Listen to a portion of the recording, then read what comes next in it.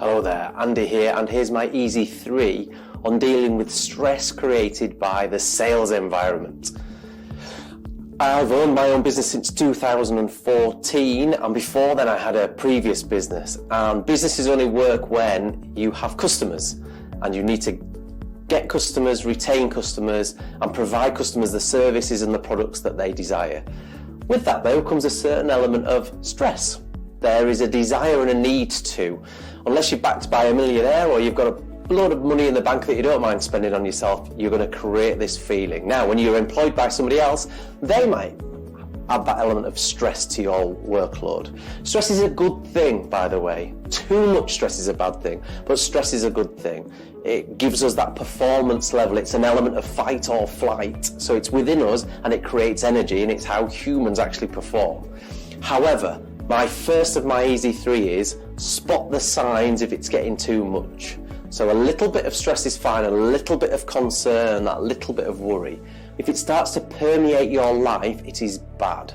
So spot the signs. I used to on Sunday night, not able to concentrate on Morse, Endeavour, Antiques Roadshow, whatever it is you watch, because you're thinking about, oh God, I've got that thing I must do, and what if they don't buy, and I'm 5% behind, 50% behind, 500% behind, and my boss has got, and if that's what's happening on a Sunday evening and you don't work Sunday evenings but you're thinking of the work the next day, then this is the sign it's permeates. If you don't want to get out of bed, if you don't want to go to work, if you're calling sick when you're not really sick, you're avoiding it. What your body is doing is trying to avoid the problem. Then you've had too much, which brings me on to my second of my easy 3 is that happens. It does happen because we're all human. Talk to somebody about it.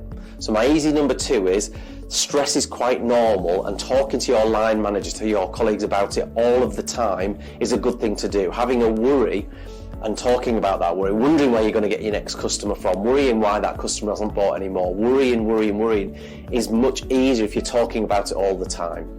So spot the signs, but keep talking, but particularly if it's playing on your mind overly, speak to family, friends, go online and find somebody who will listen. There are plenty of organisations out there now that mental health is such a big topic, who will find time to let you talk it through. Talking something through reduces problems by far. It will not make it go away, but it is the first step to dealing with the stress.